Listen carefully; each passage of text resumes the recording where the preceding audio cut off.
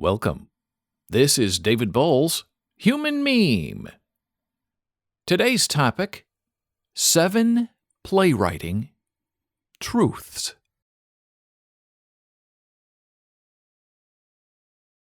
In our ongoing series of evolutionary refractions of spirit and reflexive moments about writing and art against and with the human condition, we shall now ruminate on the following self-evident truths about the playwright's dramatic process.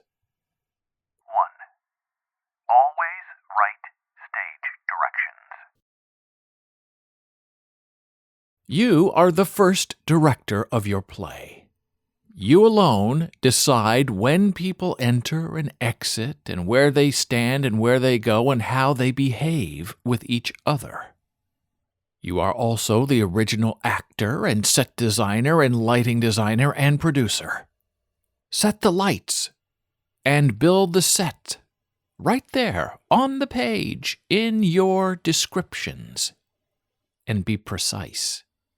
Force those who claim against you to not understand your point of view to physically cross out what they do not want right there on the page you wrote.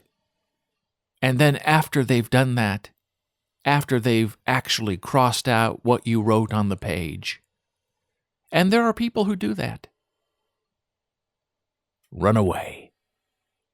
Because they do not honor your vision, your process, and they do not share your space.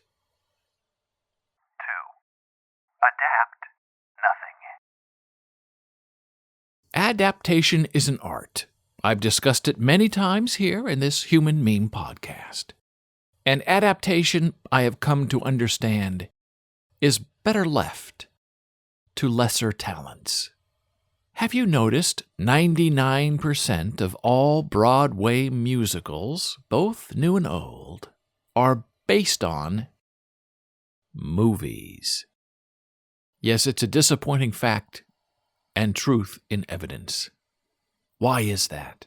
Why are Broadway musicals based on movies? Is it a lack of imagination? Is it a scarcity of production money? Is there an inherent need to bet on a previous winner and then try to bear back another success from a movie to the stage? Yes, to all of that. And yes, as you know, as a loyal listener of this Human Meme podcast, I've adapted many movies and novels and short stories into plays and radio dramas and musicals, and I have usually in the end always regretted it. Because while the originating property is well known, the project never really belongs to you in the end. Because that project is someone else's inspiration and purpose. And you never fully own the underlying rights or royalties, and so you start off without bits of your own skin in the game. As someone once said, adapting someone else's work is like polishing a car you do not own and will never be allowed to drive. You are better off writing something original from the start, so you control all rights and responsibilities. If you must adapt from a novel or a story, adapt your own work. Yes, write the book first, then construct your own play adaptation. 3. Befriend actors. Directors and dramaturgs and producers are really not your friend. They're in the business for fame and money, and they get there surfing on the sweat of your brow. And hey, maybe you're in it for fame and money too. That's fine. But unlike them, you have dedicated your time and money up front without being paid. You are heavily invested in your own creation, and that is something they are not and shall never be.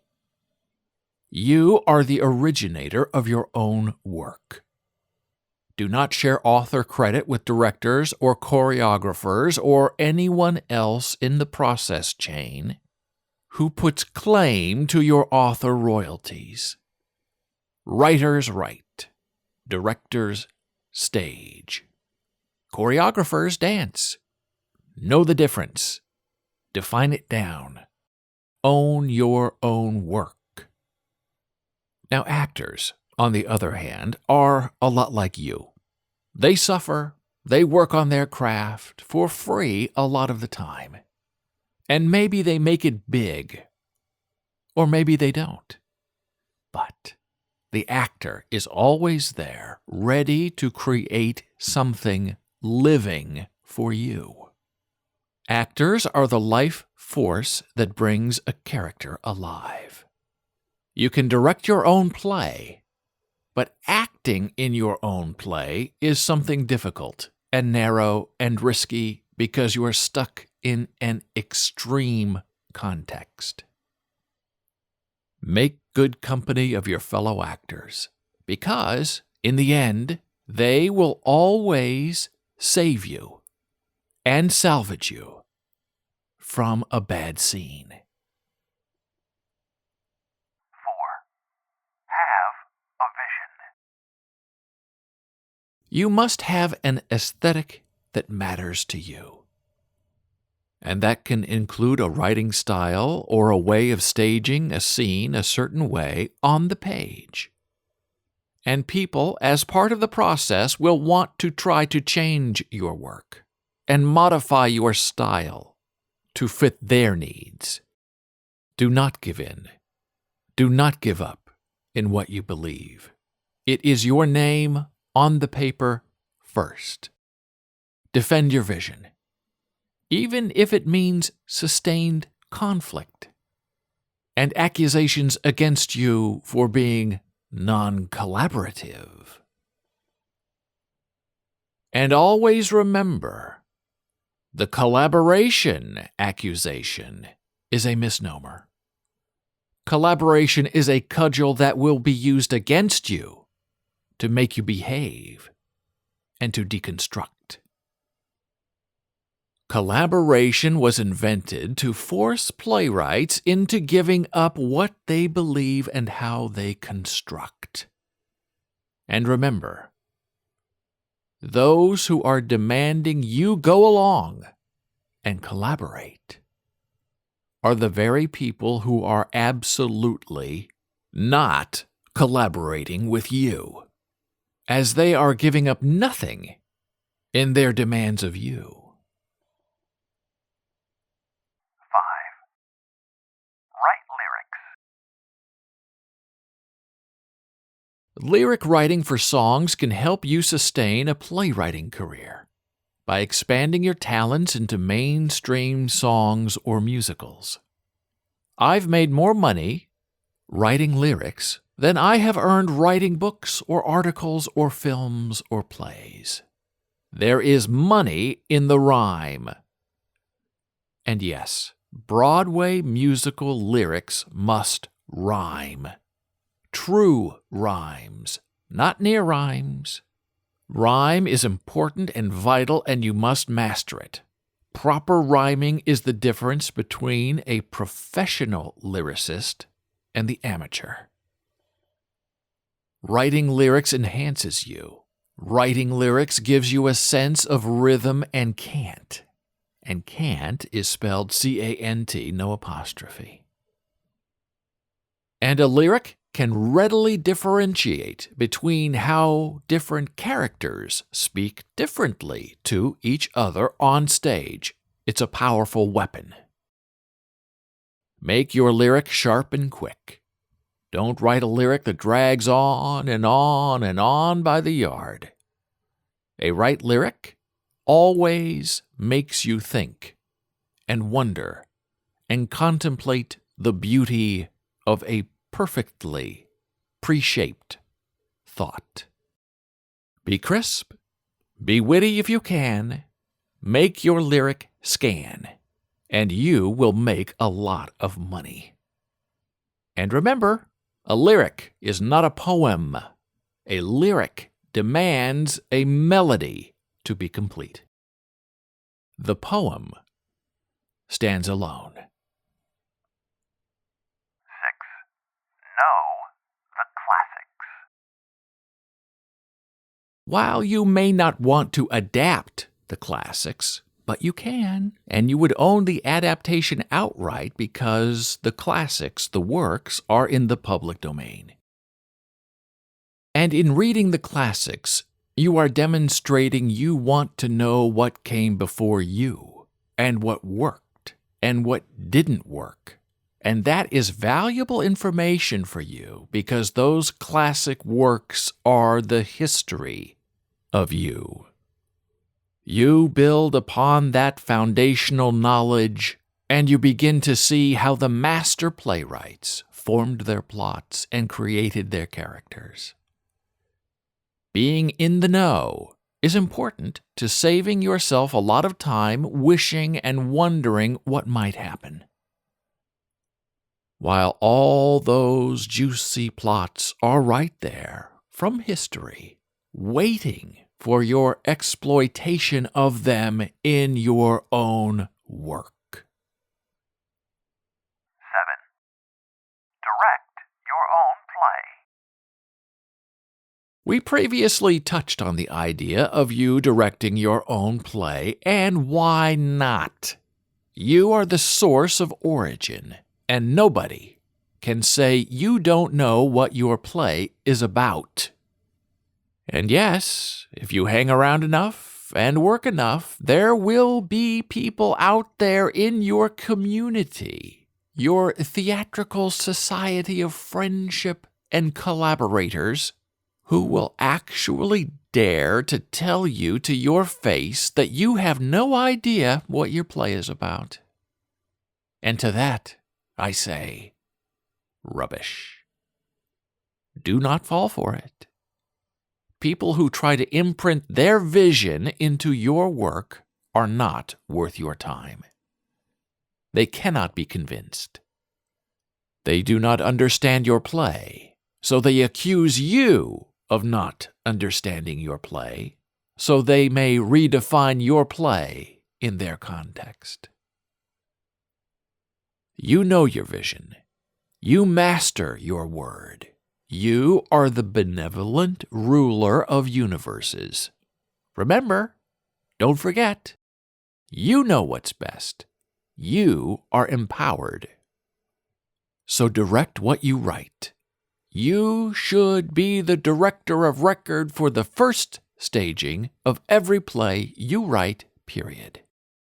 Even if that means you pay for the production yourself and stage it yourself. Yes, absolutely. Be your own producer as well. You have that right to realize your own vision fully and reliably, and with the support from those around you. And now for a final bonus truth or two. Bonus truth 7A. Stay away from staged readings and workshops.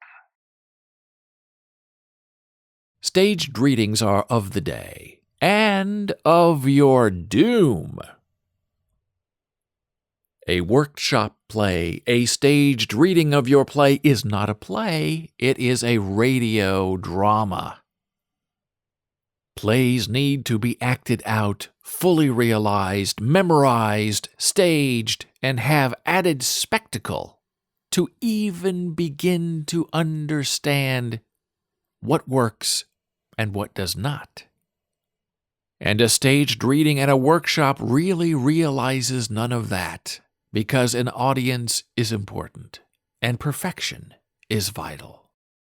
A staged reading only pleases the ear instead of the entire body in situ. And workshops merely give producers and directors excuses to say no to your play. And finally, Bonus truth 7B. Writers' groups are for playwrights who want to feel busy and important. stay home and write. Don't go out. Don't go meet people. Don't look for excuses not to write. And sitting around reading plays and talking about dramatic theory all waste time and add up to nothing in the end. Feel important and necessary in yourself first. Don't look for gratification and approval in the work of others. Write. Every day, write. Then, when you're done, just write a little bit more. Thank you for listening.